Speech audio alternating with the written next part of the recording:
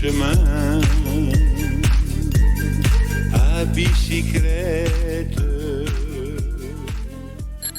Salut Julia, Salut Étienne.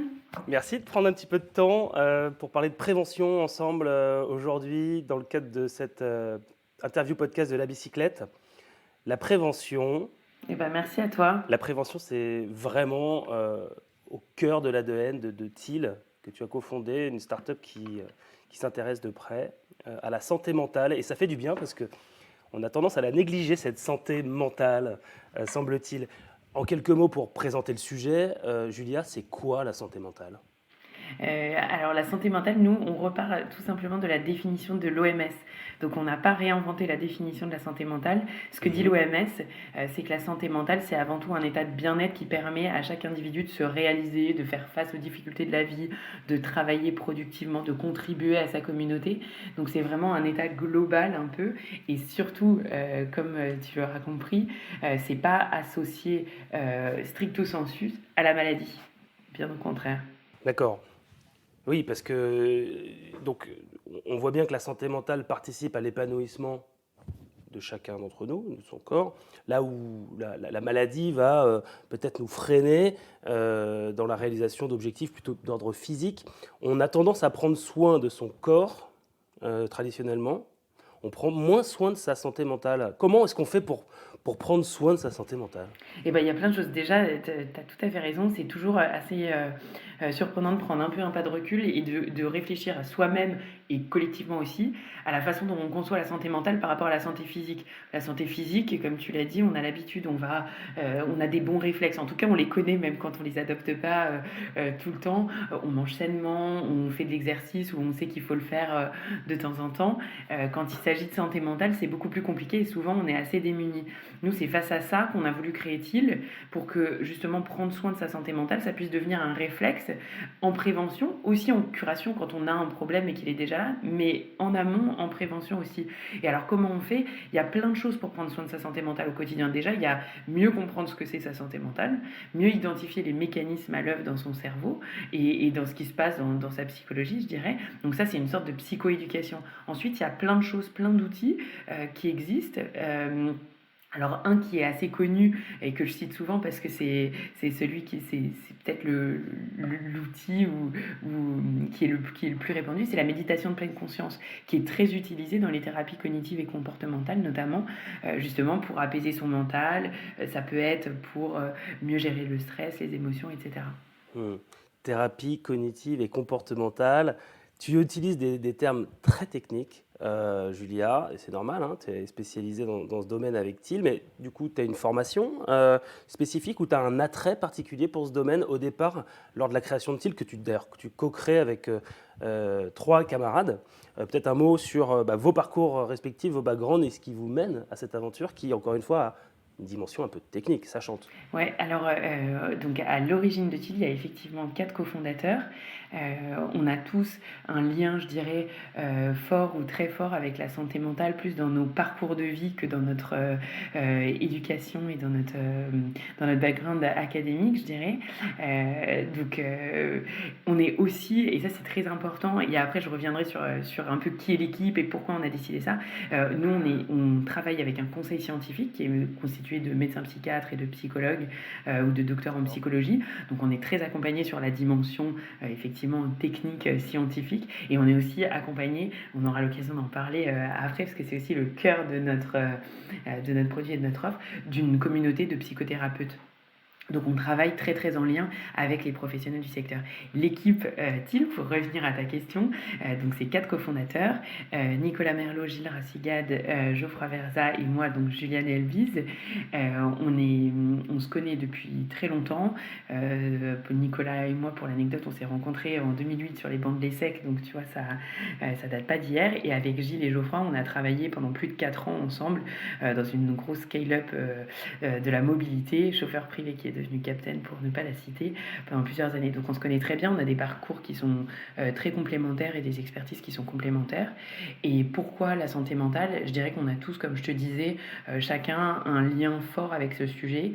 Moi, à titre personnel, j'ai perdu quelqu'un de très proche fin 2018, de façon très brutale, et c'est un peu au-delà de l'intérêt que j'avais pour ce sujet, c'est un peu à cette période-là où j'étais vraiment plongée malgré moi dans ces sujets et où je me suis rendu compte de plein de choses, notamment du fait que la santé mentale, c'est encore très tabou en général dans la société, qu'on ne sait pas très bien de quoi on parle généralement, et en particulier dans le monde de l'entreprise, et aussi du fait que la thérapie, c'est pas forcément quelque chose d'accessible, on ne sait pas très bien comment s'y prendre, les concepts sont pas forcément accessibles non plus, etc. Mais qu'en fait, il y a énormément de choses à faire pour justement prendre mieux et plus soin de sa santé mentale et vulgariser, rendre accessible tout ça au plus grand nombre.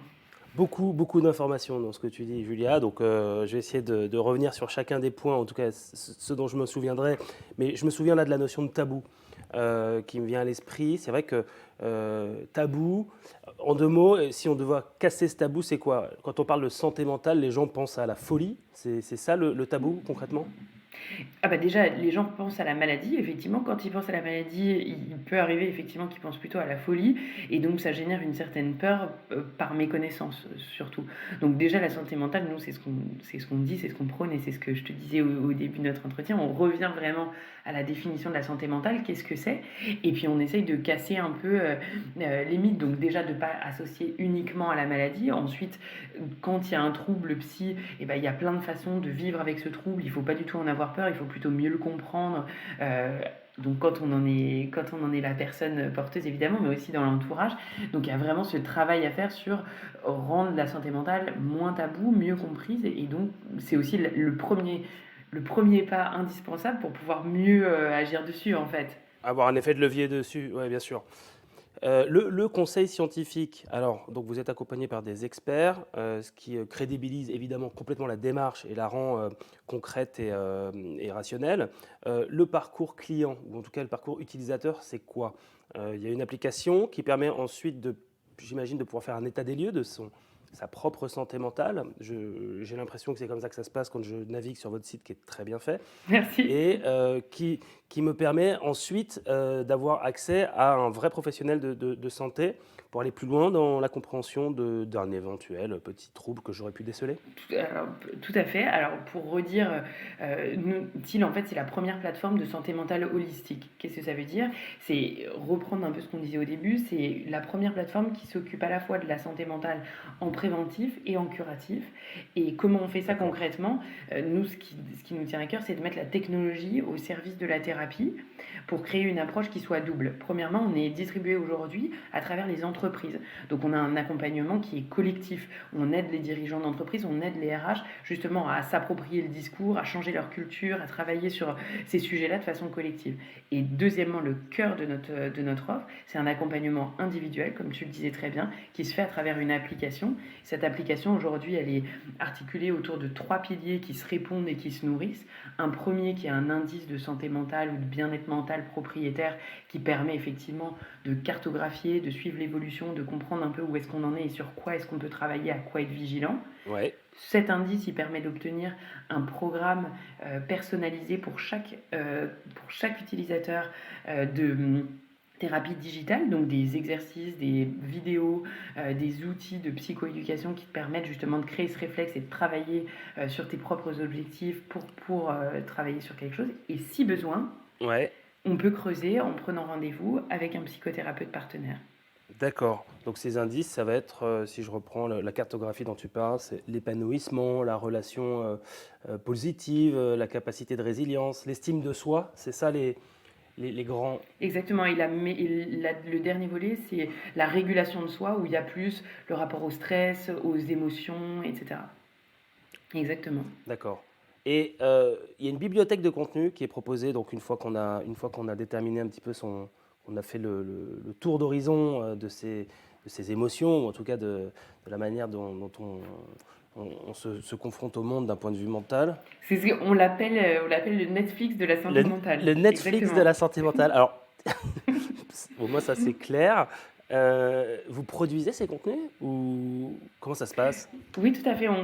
Alors, on produit tous les contenus qui sont propriétaires aussi. On choisit les meilleurs thérapeutes pour parler des sujets. Donc, par exemple, pour parler d'un sujet lié à reprendre le contrôle sur certains comportements indésirables, on travaille avec une docteure en addictologie qui est spécialiste de tous ces sujets. Mhm. On co-crée ensemble les scripts et donc on accompagne les psychothérapeutes avec qui on travaille sur la création des scripts, etc. Et ensuite, on enregistre dans nos studios. On produit les vidéos et les contenus et surtout à chaque fois c'est associé, donc c'est des contenus et vidéos, donc c'est pour ça aussi qu'on appelle le Netflix de la santé mentale, c'est des contenus très courts, très engageants, filmés proches, vraiment pour essayer au plus d'engager l'utilisateur qui sont systématiquement suivis d'une petite mise en pratique avec des outils ou activités notamment issus des thérapies cognitives et comportementales. Très bien, c'est super. Et j'imagine que ces vidéos sont aussi tournées pour pouvoir être consultées en mobilité. C'est du mobile first, un peu tout ce qui est proposé.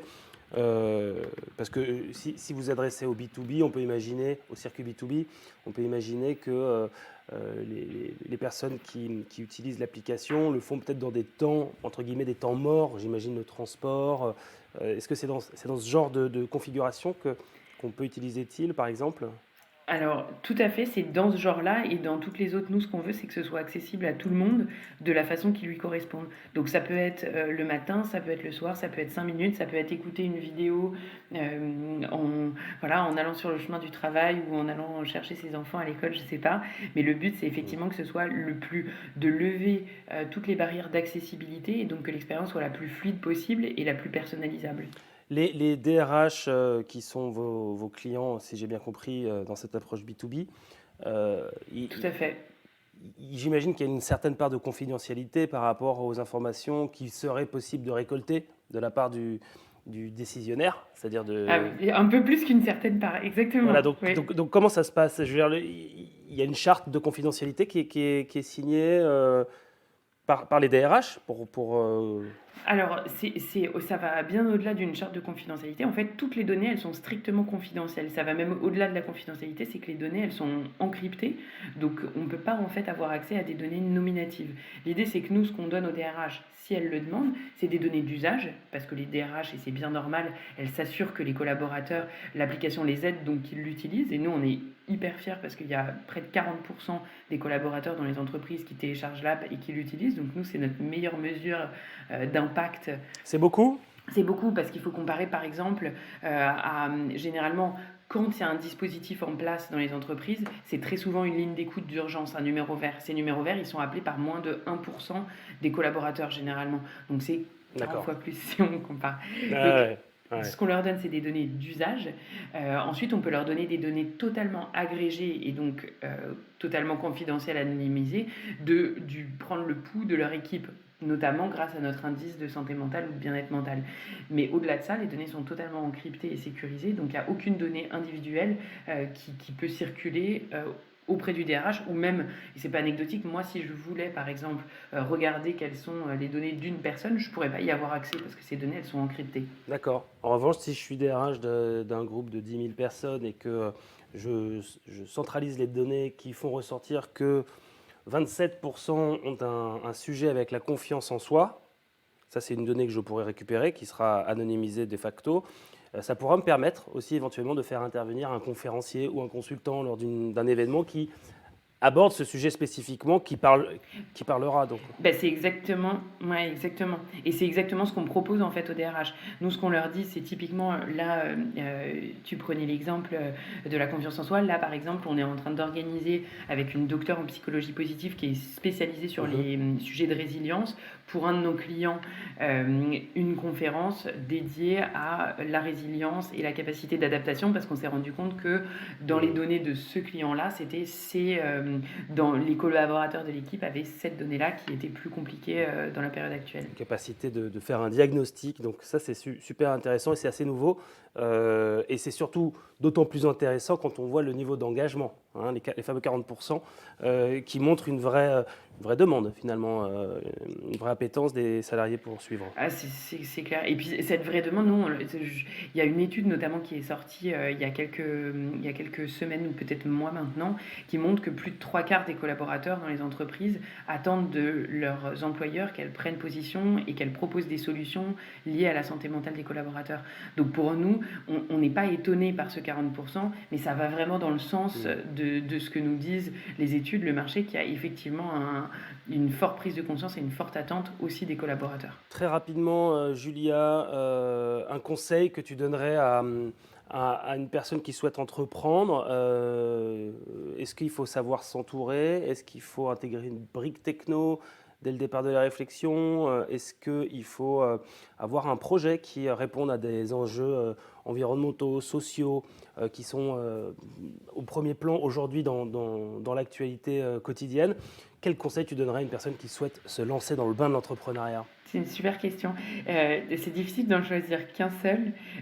Moi, il y en a un que je trouve important, c'est de ne pas toujours remettre à plus tard et d'oser se lancer quand on en a vraiment envie. Et ça veut dire aussi ne pas se limiter par ses croyances quelque part souvent.